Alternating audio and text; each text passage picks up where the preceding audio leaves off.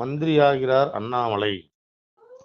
அதாவது நண்பர்களே, அண்ணாமலைக்கு இதுவரைக்கும் எந்த பொறுப்பும் இல்லாம இருக்காரே, நம்மள நிறைய பேசியிருக்கோம். ஆனா சில தகவல்கள் பாத்தீங்கன்னா, அவருக்கு ஏதோ மந்திரி பொறுப்பு கொடுக்க போறதா சில தகவல் வந்துட்டு இருக்கு. இன்னும் உறுதிப்படுத்தல, ஆனா தகவல் வந்திருக்கு, அவ்வளவுதான். அதே நேரத்துல அவருடைய ஜாதகத்தை பாத்தீங்கன்னா, அவர் கடகராசிக்காரரு. இப்ப கடகத்துல தான் குரு உட்கார்ந்துட்டு இருக்கிறாரு. குரு கடகத்துல குரு வந்ததுனாலதான் ராமரே வனவாசம் போனதா சொல்லுவாங்க. ஆனா அதுக்கப்புறம் ஒரு மிகப்பெரிய மாற்றம் உண்டு. அதுல மாற்று கருத்து கிடையாது. சோதனைக்கு அப்புறம் தானே சாதனை. அந்த மாதிரி ராமர் வனவாசம் போனதுக்கு அப்புறம் தானே உங்களுக்கு ராவணன் அழிக்க முடிஞ்சது. அந்த மாதிரி சில வாய்ப்புகள் நிறைய வரும் போல தெரியுது. ஏன்னா இங்க தமிழகத்தில் நிறைய ராவணன்லாம் இருக்காங்க. வாய் ஒரு டைப்பா வச்சுக்கிட்டு தலைக்கு எதை மாட்டிக்கிட்டு நான் தான் சிறந்த ஆட்சி கொடுத்து சொல்லிக்கிட்டு தமிழ்நாட்டையே வித்து கூறு போட்டு ஒண்ணுக்குமே உதவாத ஒரு சீட்டை கூட பார்த்து படிக்க தெரியாத ஒருத்தர் தான் அங்க உட்கார்ந்து இருக்கிறாரு. தனக்கு தானே பெருமை பேசிக்கிட்டு அங்கங்க போட்டோ ஷூட் நடத்திக்கிட்டு காரி துப்புறாங்க எல்லாரும். அவரு தெரியுமா என்னங்க தெரியல, நாமளும் காரி துப்புவோம், தப்பு இல்லை. ஏன்னா நாட்டை 5 வருஷமா சுடுகாடாவில் மாற்றி வச்சிருக்காங்க. கரண்ட் பில்லாம் பார்த்தீங்கன்னா 300 ரூபா கட்டிட்டு இருந்த பூரா இன்னைக்கு 3000 ரூபா கட்டிக்கிட்டு இருக்கான். தலை எழுத்து. இந்த ராவணங்கள்லாம் அழிக்கிறதுக்கு ஒரு ராமன் வரணும். அந்த ராமனா ஏன் அண்ணாமலை இருக்கக்கூடாது? பல விதத்துல யோசிக்கலாம்ல. போதும், 70 வருஷமா நாட்டை கூறு விட்டாங்க. அவன் குடும்பம், பேரன், பேத்தி, இன்னும் 10 தலைமுறைக்கு 100 தலைமுறைக்கு சொத்து சேர்த்து வச்சுக்கிட்டு இன்னும் 10 சொல்லி அலையிறான், வீதி வீதியா அலையிறான். இன்னும் துபாயில போய் கம்பெனி ஆரம்பிக்கலாமா? ஆரம்பிச்சுட்டாங்க துபாயில. இனி உலக நாட்டுல பூரா ஆரம்பிச்சு என்னதான் பண்ண போறாங்களோ தெரியல. சரி, பொறுத்து இருந்து பார்ப்போம். ஆனா அண்ணாமலை மட்டும் கடகராசியை பொறுத்த வரைக்கும் இனி ஒரு மிகப்பெரிய மாற்றம் உண்டு. அதுல எல்லாம் மாற்று கருத்து இல்லை. அதாவது பார்வை யாரா இருக்கு, 5ஆம் பார்வை 1 2 3 4 5 பார்த்தீங்கன்னா ஒவ்வொரு பார்வையா சொல்லலாம். நம்ம விருச்சிக ராசிக்கு நல்லா இருக்கும். ஏன்னா விருச்சிக ராசி தான் நம்ம மோடி அவர்கள் 5ஆம் பார்வையா பார்க்கிறாரு. அருமையான ஒரு காலகட்டம் தான்.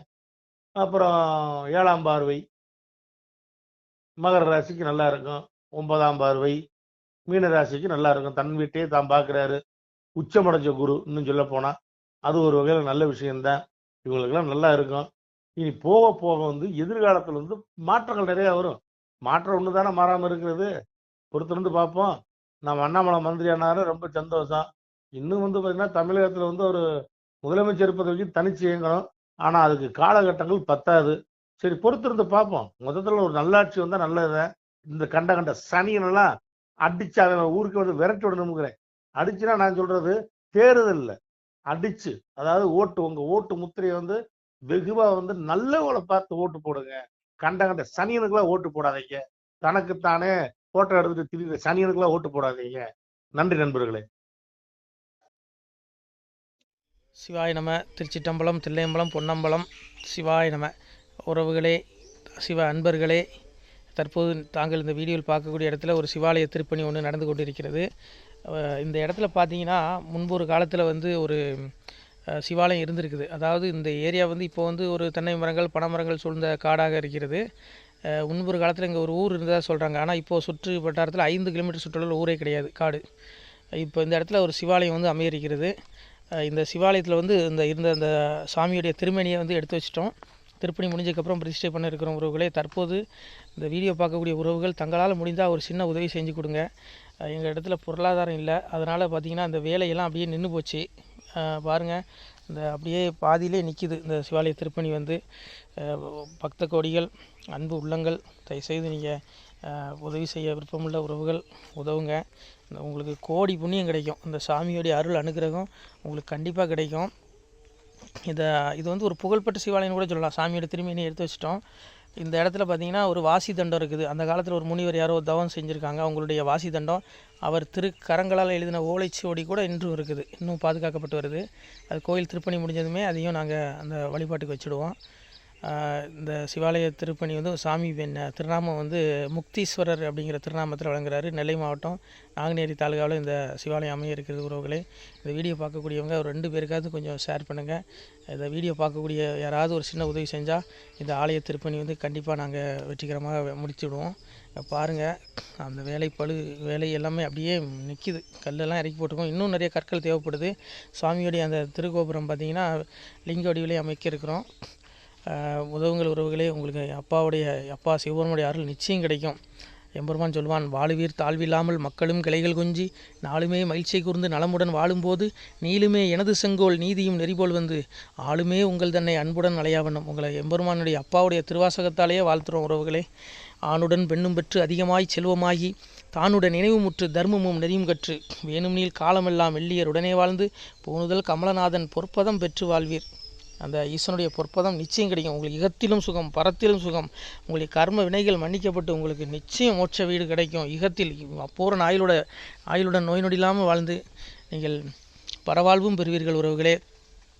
மக்களே, நீங்கள் எல்லாம் வாழ்பொன்னம் பதிர் சென்று முக்கியமான யுகநில மதிலே தன்னால் கக்கிய பொன்கள் ஸ்வர்ணம் கைமணம் குளிர அன்னம் பொக்கிஷம் நிறைய வைத்து புகழ உண்டு இனிதாய் வாழ்வீர். இந்த இகவாழ்வும் பரவாழ்வும் உங்களுக்கு சுகப்பட அப்பன் ஈசனர்களால் வாழ்த்துகிறோம். இந்த திருப்பணிக்கு உதவி செய்ய ஒரு ஜிபே எண் சொல்கிறோம். இந்த எண்ணில் நீங்கள் உதவலாம்.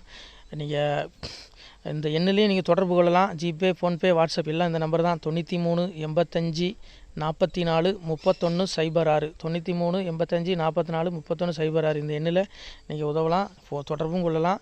வாட்ஸ்அப்பும் இந்த எண்ணு தான், ஜிபே இந்த எண்ணு தான் உறவுகளே.